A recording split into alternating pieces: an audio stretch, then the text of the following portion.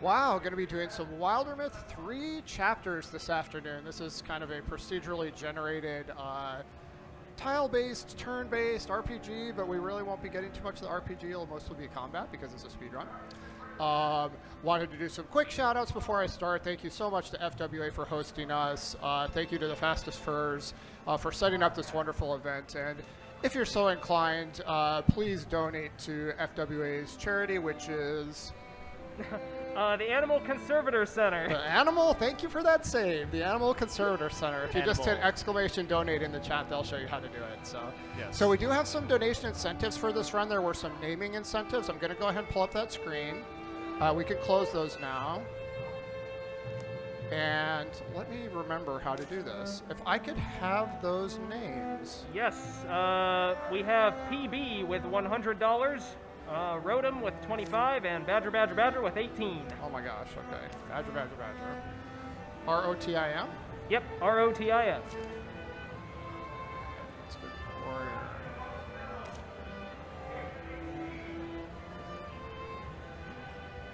That's about right. So many badgers. Yeah, right?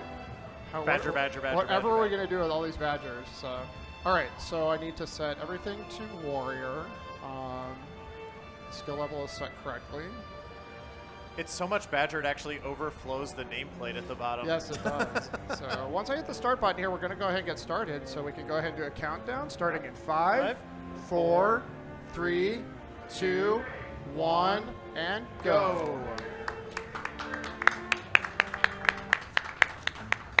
So you'll initially see me kind of just scrolling through a lot of the text, which is a shame because a lot of it's actually really funny and cute. This is just the intro scenario. I'll kind of buzz through this and I'll explain a little bit what's going on after I get through it.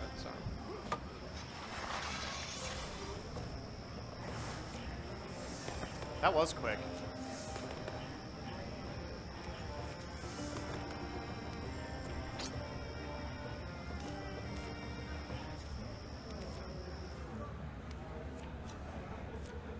So the first thing we're going to do is recruit another character to our party.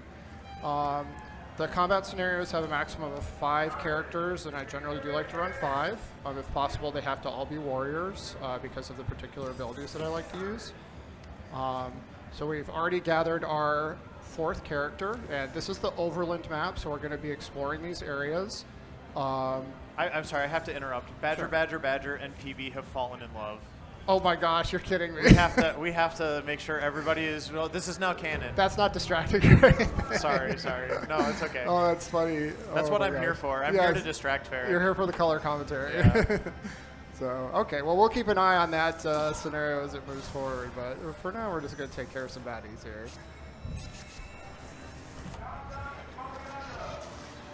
So as you can see up in the upper left, it's a little grayed out right now, but that's going to show what the mission objective is. That's the quest. This particular one is defeat all foes. The intro ones are relatively straightforward. Usually defeat all foes would be the scenario. So, and now if you look up in the upper left again, it's going to show you what you have to do to advance the chapter. We have to clear 3 hostile sites, and then we'll be heading to this metal mark here, which will be the boss fight. So we've currently cleared 1 of 4. Everything is going smoothly so far. And the particular category that Farrah is doing is the 3 chapters category, which is just going to be 3 different procedurally generated kind of scenario. Maybe think about it as generations, because a lot of times time will pass between the different chapters. So all of the characters are kind of young and naive and greenhorn adventures, maybe, so to speak, and by the end of chapter 3 it may be them as older characters, or it may even be like the next generation of their families. Yeah, that's a pretty good description. Usually for the 3 chapters you don't get retirements.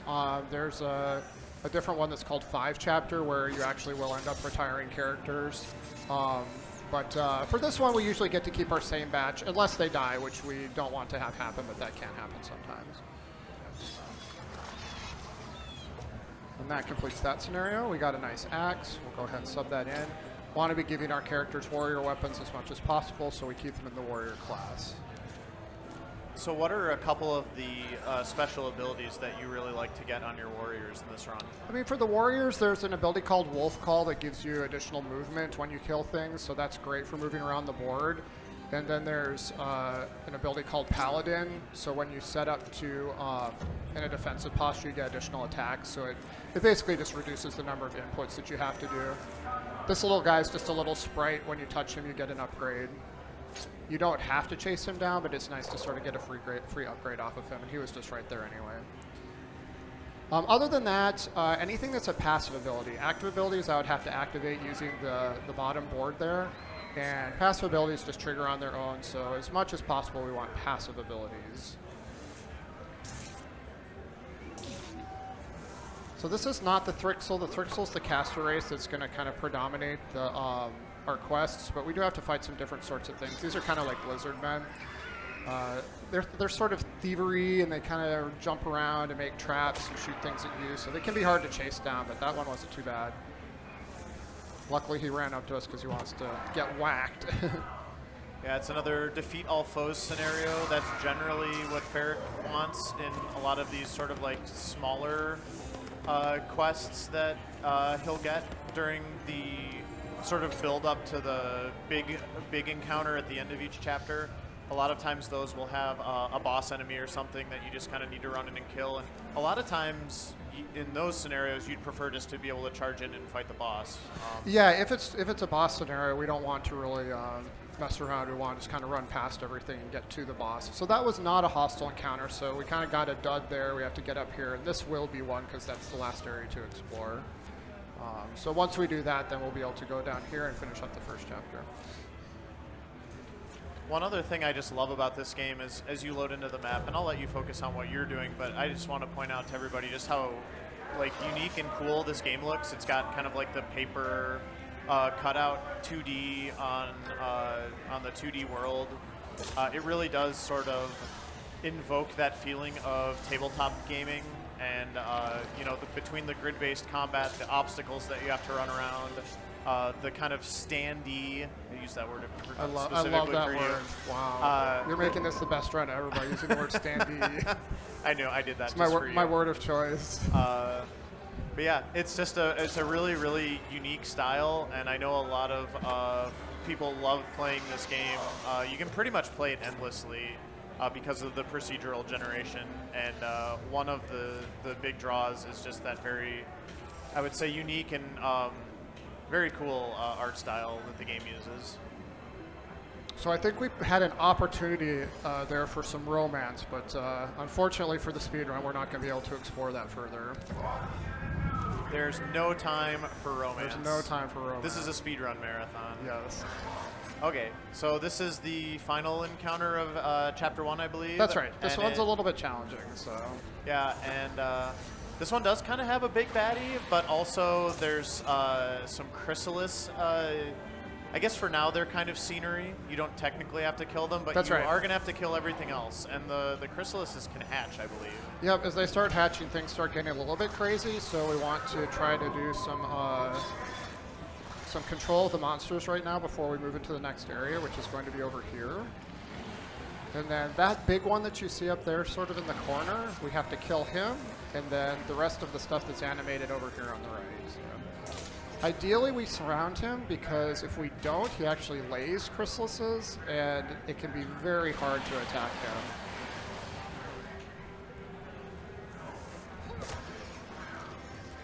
So this is not a bad position for him at all. I did get a stasis on that guy. Stasis is like a, basically like a paralysis. He's not going to be able to activate. So that guy will be useless for several turns.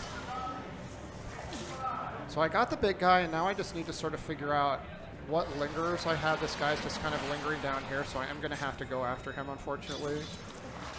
This is taking a little bit longer than I would have liked, but we'll make the best of it. PB's on the scene. One of the reasons why movement-based abilities are so important too is enemies will kind of hide in the unseen parts of the map until Ferric is able to get into their vicinity to sort of lift the... I know a lot of games use the term like fog of war. So until you reveal them... Nice, yeah. That was getting look at all those monsters over there. That Yeah. was getting just a little bit stressful. Sorry to interrupt you, though. Oh, no, you're good. That could have gotten very bad. But yeah, that's the end of chapter 1. So that's chapter 1. Woo! So you can do a lot of cool transformations in this game. Let me focus just for a moment here. So I can pick up my character here, and then I need to clear hostile sites. So, okay, I'm just kind of scanning here, clear 4 hostile sites. So this is probably not going to be a PB because you can get a procedurally generated map where you don't have to clear 4 hostile sites and it goes much faster. But for now, we'll take what we got, pick up additional characters, so we'll be up to 5. That'll give us a little bit of insurance as well in case we lose a character. And then we'll just start working through our scenarios here. And 5 is the maximum amount of characters, That's right. Yep. Well, no, you can have more than 5, but 5 is the max that you can have in your party. Sure. In the scenario itself. So, Yes. yep. And then I need to leave this alone. That's the medallion down there, so that will be this outlook that I need to go to for the final boss. But I cannot do that until I clear all these other scenarios.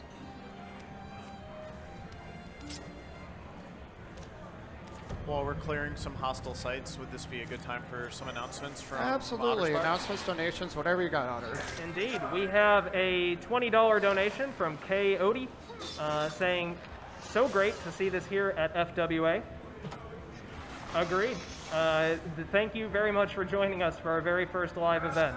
It is an honor to have you. Yeah, thank you so much for that donation. We appreciate that. This has really been a fun event. I've been a part of this for both days now, and it's just been going fantastic. So. Yeah, you hosted a run last night. Yeah, that was super fun. Yep.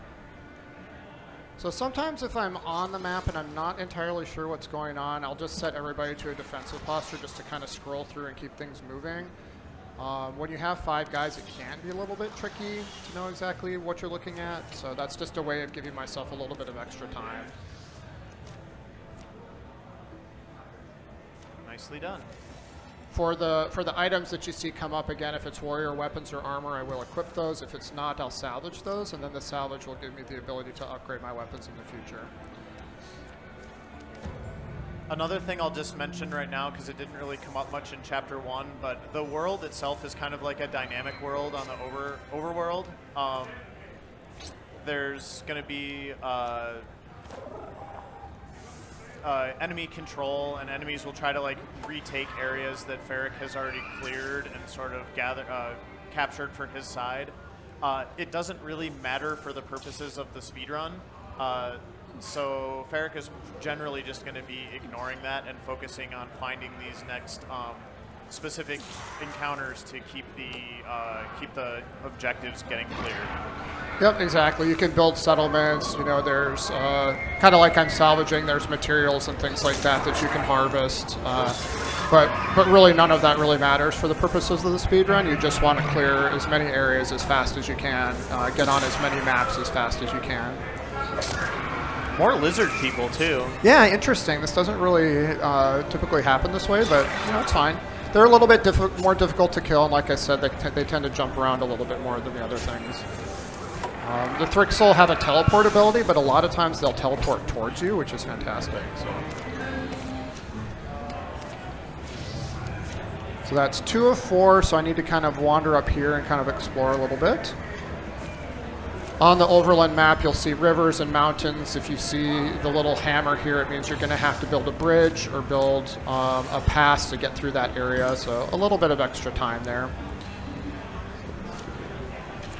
So now I got my bridge, so I can go across there and explore this area. Very nice.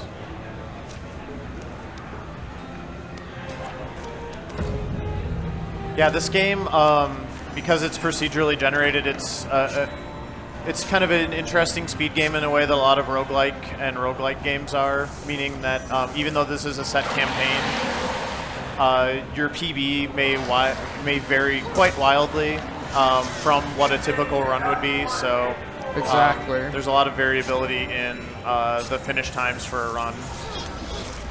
So now we're just kind of in a building. We got to move through, open up some doors, see what's behind them. I guess there's probably some monsters behind here. Nope, they tricked me. So we just kind of have to fight the ones that we see, which should be fine. A lot of times when I'm positioning my characters, you'll notice that I position stuff front to back. So if you do a front attack and then have a character on the back attack, you get something that's called a stunt, which is some additional damage. So as much as possible, I like to have them positioned in those ways. And since I'm going so fast and making small clicks on the tiles, if I do click on an area where I didn't necessarily want to be, I won't fiddle around with moving that character more. I'll just go ahead and set them to a defensive posture and move on to the next one. That should be that one. Nice. So I got some upgrades here. So when you're upgrading, there's 2 levels. There's the first time you buy something, and then you get the upgraded version of that, which would be the second level, and then that's considered to be maxed. So we've got one more hostile site. We'll check this one and see if it's it. You did also get a reroll on that last one I saw you use, and there's like legacy points that you get to spend on those. Exactly. So if you're doing the... that gives away his heart. I don't know what that means, but Badger, you just gave away your heart, so sorry about that. Yeah, legacy points, particularly if you're playing legacy games, you can spend them on different things like, you know, the settlements, but you can also spend them on the characters. You can also spend them to do rerolls if you don't see the abilities that you like. You can reroll them with legacy points. You can use them to make sure that the monsters don't get more powerful. You'll see those screens go by. Usually about every 3 or 4 scenarios, the monsters will try to get more powerful. Again, I don't really worry about that. I don't really downgrade the monsters because, again, that's a lot of extra clicks, and I would rather just kind of quickly enter through those and just let them be a little bit more powerful and deal with that. So they're trying to sneak behind me here. I just have to say, I've probably seen you run this game 50 times now. I don't know if I've ever seen this forest map before. This is very cool. Yeah, there's always a surprise. I don't know if it's patches and updates or because I haven't really added any DLC, but it's really cool to see all the different things. Yeah. All right, so those were the monsters upgrading themselves. So now I can go to the boss fight, which is going to be down here. We're going through all safe areas, so there's no worries about getting ambushed or anything like that. Again, we've got monsters kind of trying to pillage our things. You can see their little footprints here, but we're not going to mess with them. So we want to make sure we do the attack on the place. Don't want to misclick there. We're going to start with Nausea, which is -1 health, which is not terrible. On the... Destroy the egg. So now we have to find an egg. And stuff is going to keep spawning. So, yeah. So this is like a race between me and a bunch of stuff spawning that's going to try to get me.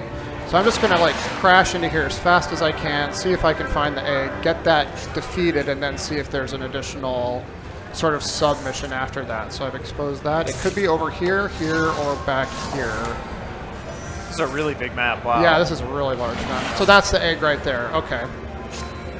Also, when I'm kind of just racing through here, I do like to keep my characters clustered if possible. You'll notice these blue shields. When characters are touching each other, they get some additional shielding. So you want to set them up in such a position that they get that additional armor protection. So she's going to go up there. So I've got 2 characters up there now. So these 2 are going to focus on the egg, and then the other ones will start focusing on the monsters if they need to. So I have to kind of do some weird clicks here.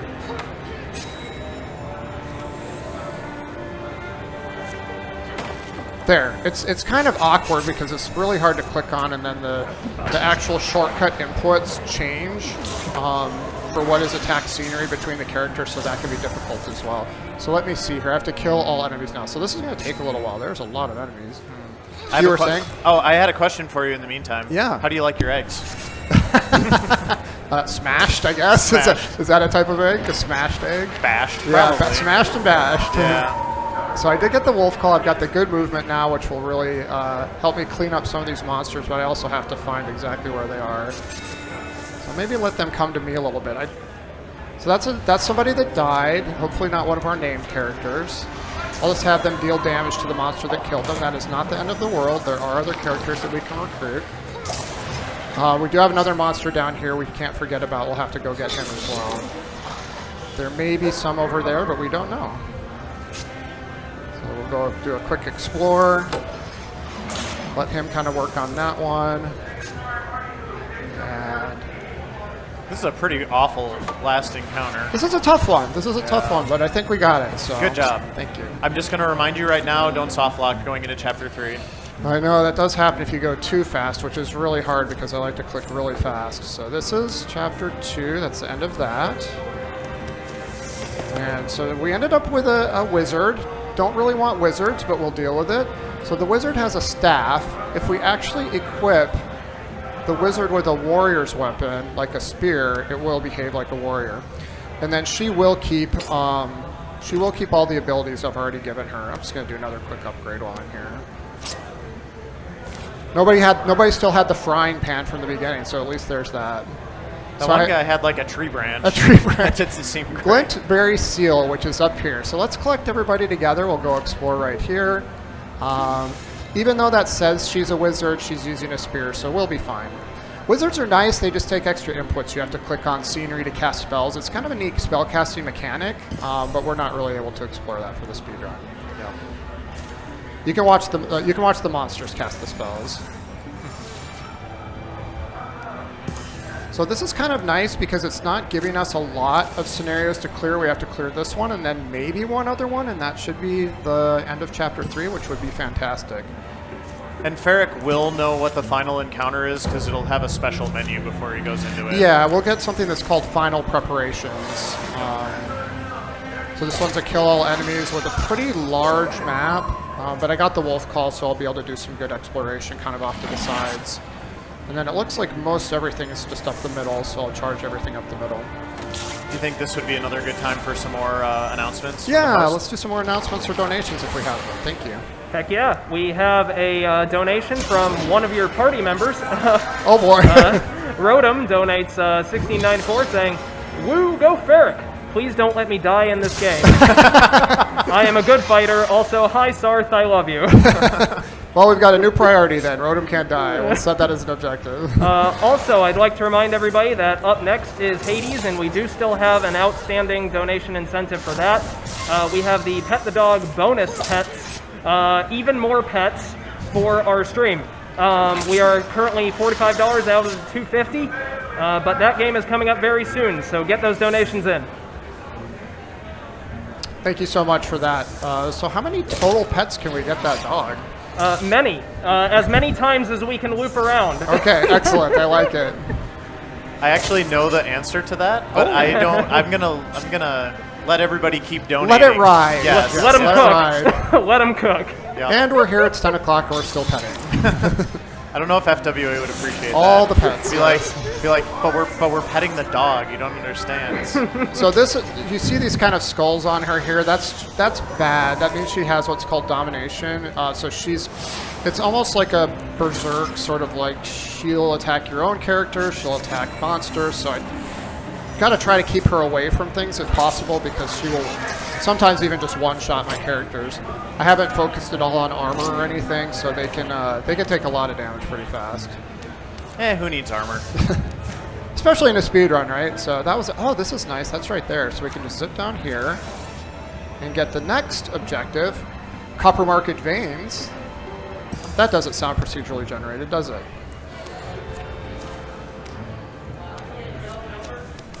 All right, let's take a look here. Let's go.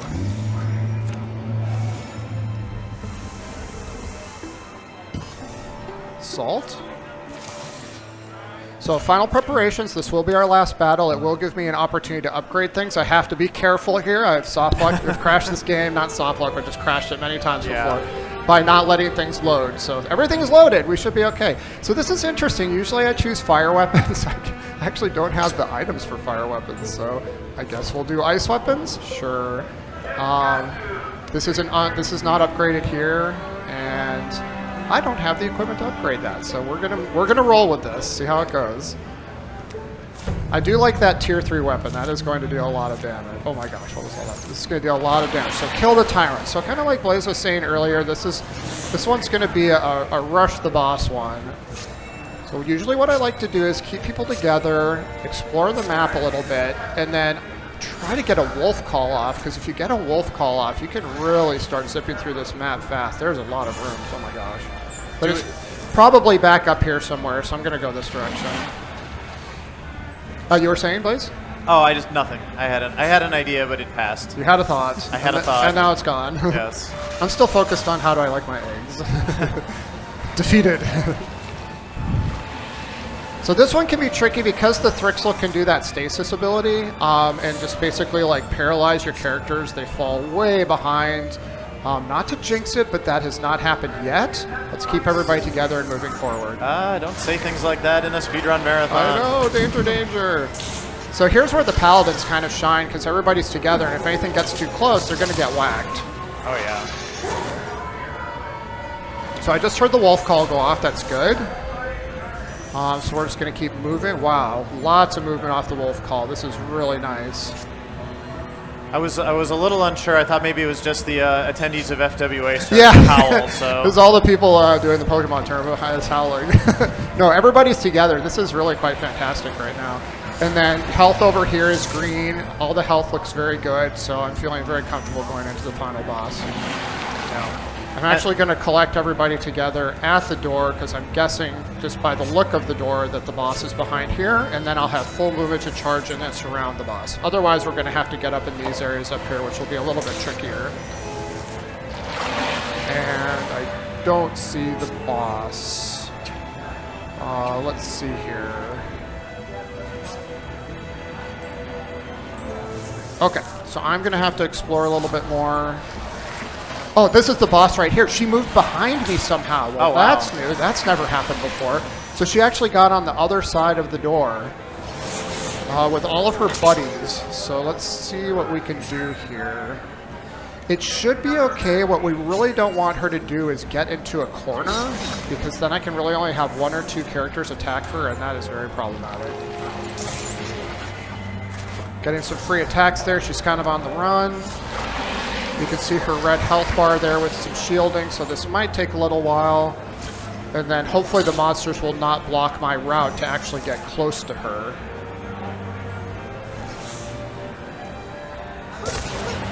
okay. That's a good hit. You got a path through too. That's good. Yep, I'll kind of get on the other side of her here, see if I can convince her to go a different direction. Manipulate her AI. Yeah, exactly. I think that's what we say. I'm doing some manip. Yep. Hopefully she will manip the way that I want her to. But yeah, so this character that is not a named character is not looking too healthy right now. That character might die. So I can go here, we can move here. And keep everybody safe. She will probably keep moving this direction. I've never really had to chase her like this before, because usually if she's in a room, she goes sort of in the back area. But she's kind of leading me through all the monsters. You're like chasing her through the entire map. It's like, at this Malin, point. please, exactly. Yeah, yeah. So maybe I can block her in here by this is doing this. And then she might have a teleport ability, but if I can sort of get the last shot on her and didn't quite break through the shielding, we'll be coming up on time here pretty quickly, I think. More wolf calls. Perfect for a furry convention. Mm-hmm. There's also snapping that you can do to the monster. That's it. So we'll go ahead and clear through some things here, and then that'll be time. So just a couple more inputs. And that's time. All right. So just a couple shout outs. Thank you so much to FWA for hosting this event. We're absolutely loving it. Supporting a great charity, which is, I'm reading it, Animal Park at the Conservator Center. I can read.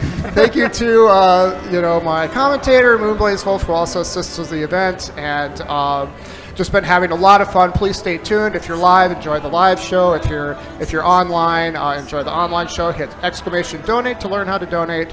And other than that, I'm going to kick it back to Otter to announce what's coming up next. Thank you so much, Ferric. And thank you for showing us WIldermyth. I have a new game to check out.